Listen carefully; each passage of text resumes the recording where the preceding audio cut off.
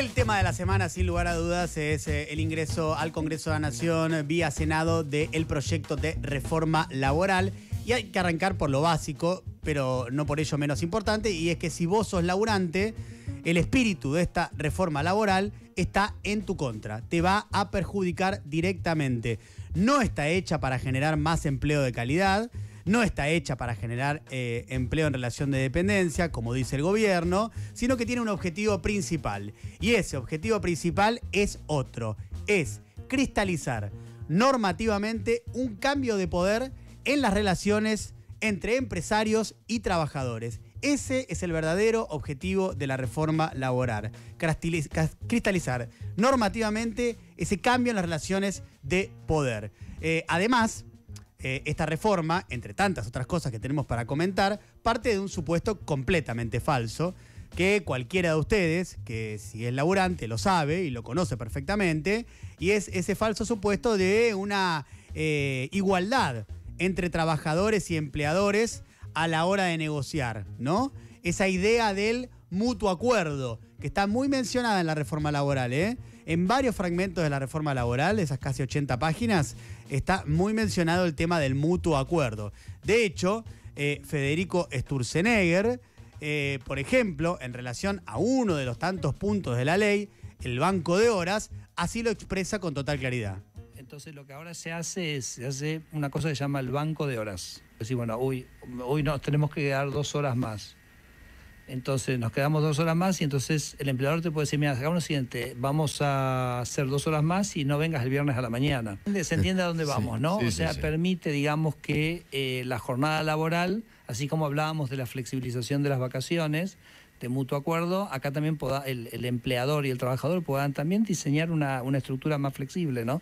Bueno, el cinismo de Sturzenegger es sideral porque sabemos, ahora después lo voy a desarrollar más, que su principal objetivo, lo ha dicho con otras palabras y en otras oportunidades, es debilitar a los sindicatos, justamente para favorecer la individualización de la negociación con el empleador, que vos seas mucho más débil como trabajador y mutuo acuerdo la chota. No hay ningún mutuo acuerdo, porque estás en una relación de total asimetría. Pero repito, esta idea está muy presente en la ley, la del mutuo acuerdo, que, repito, no es otra cosa que individualizar los vínculos laborales para debilitar la posición de los trabajadores. Está hecha para eso.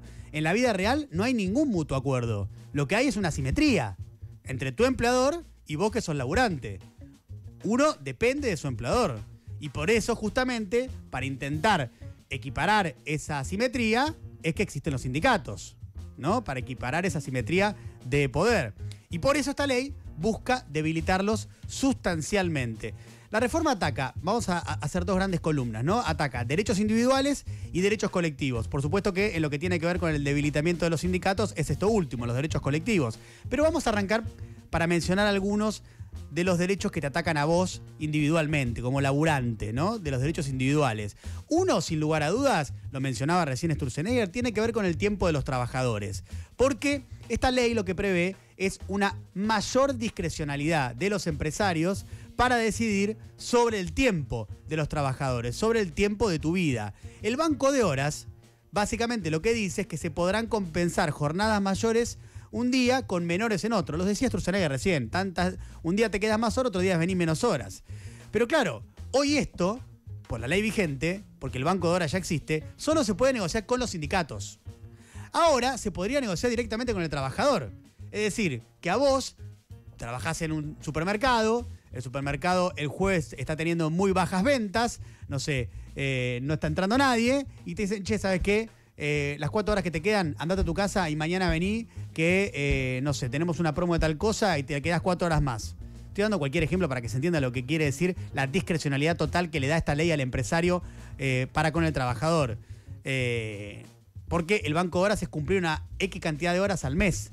Y entonces, si tu empleador o el empresario las distribuye como se le da la gana, porque lo del mutuo acuerdo ya sabemos que es una falacia, ¿cómo organizas tu tiempo? Es un tema central el del tiempo en la cuestión de la vida. Cómo organizar el tiempo de uno. La cantidad de malabares que deben hacer la mayoría de ustedes para poder acomodar sus tiempos con sus hijos, hijas, sus laburos, sus parejas. Imagínense si encima se le suma a esto la discrecionalidad de un tipo que te dice, bueno, Mañana va a venir 4, el viernes venís 8, el otro día. ¿Qué mutuo acuerdo? Ningún mutuo acuerdo. ¿Cómo organizas tu vida así? Es muy difícil. Otro tema de los derechos individuales que se ataca está vinculado con el tema de los despidos. ¿Por qué? Acá entra la cuestión de la indemnización. ¿Para qué sirve una indemnización? Dos cuestiones. Uno, por supuesto, lo primero, lo más evidente, es una compensación para el trabajador. Pero la indemnización, como derecho de los trabajadores, también fue pensada como efecto disuasorio. Esto ha quedado medio en el olvido, pero la indemnización es un efecto disuasorio para que no te rajen también. Lo que se termina con esta nueva ley es el efecto disuasorio. ¿Por qué se termina? Porque deja de ser un costo adicional para el empleador despedir. ¿Y por qué? Porque se crea un fondo de asistencia laboral y los empleadores van a poder tener esa guita a mano para poder despedir más fácil. Esta ley busca emular algo parecido a lo que pasa con Estados Unidos, que es que te despiden como se le da la gana. Te despiden muy, muy fácil. ¿Y por qué van a tener a mano los empresarios esa guita de ese fondo de asistencia laboral? Porque ese fondo se crea con una parte de la guita que los empleadores estaban obligados antes a aportar a la seguridad social, que era un 3% de las cargas patronales. Esta ley dice ahora a los empleadores: vas a pagar menos cargas patronales, pagás un 3% menos, y ese 3% va entonces al fondo de asistencia laboral. Es decir, lo que antes vía contribuciones patronales iba a financiar al ANSES, jubilados, AUH y demás, ahora va a financiar este fondo. Entonces será más fácil despedir. Además de que desfinanciás, los cálculos que hicieron esta semana ya dan esta cifra, más o menos en 2.500 millones de dólares al ANSES. En un momento en el que sabemos, la ANSES tiene severas complicaciones, dado que el sistema jubilatorio argentino, como le pasa a la mayoría de los países del mundo, está crujiendo. Y acá viene lo peor de todo, que el Estado indirectamente ahora te paga los despidos, porque es una multimillonaria transferencia de guita del sector público al sector privado. Lo que antes iba a la arca del ANSES, ahora va a este fondo de asistencia laboral, para que de este fondo de asistencia laboral el empresario tenga a mano la guita para poder despedir. Delirio total. Otro derecho individual. Deroga la ley del teletrabajo. Es un derecho a la desconexión, por ejemplo, que te da la ley de teletrabajo, la interrupción de la jornada por tareas de cuidado y el reconocimiento de gastos que los laburantes hacen en su casa. Entonces, esto lo traigo porque vieron que el gobierno la presenta como ley de modernización laboral, ¿no? Para no decir reforma, dicen ley de modernización laboral como una garantía de futuro, ¿no? O sea, estás hablando de algo moderno, lo asocias con algo que acorde a los tiempos que corren.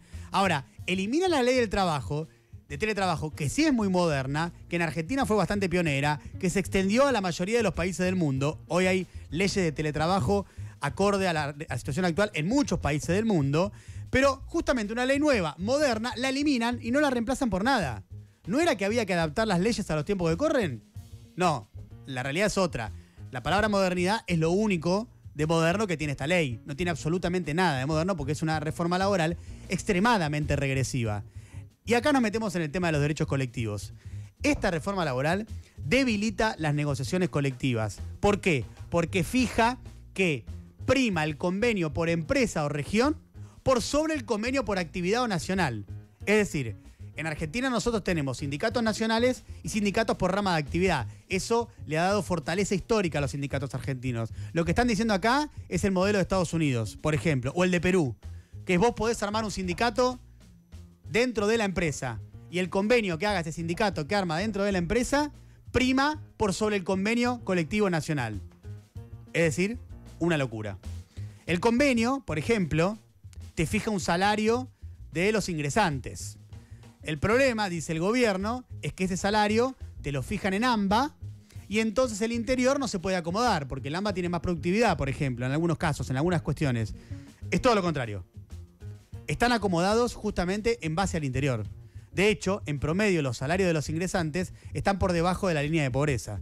¿Qué quiere el gobierno entonces? ¿Cuál es la realidad? Romper ese piso salarial que ya está muy abajo. Y ahora vamos a pasar a un tema central, determinante de la reforma, que es el sueño húmedo de Federico Sturzenegger. Que es que, básicamente, hay que destruir a los sindicatos. Federico Sturzenegger quiere destruir a los sindicatos. Ese es su objetivo y es uno de sus principales sueños, ¿no? cuando va a dormir a la noche, Sturzenegger, en vez de contar ovejitas, cuenta sindicatos o sindicalistas que va destruyendo. Pero ¿cómo los quiere destruir Sturzenegger, que trabajó activamente en esta reforma laboral? Desfinanciándolos. De esta forma los quiere destruir.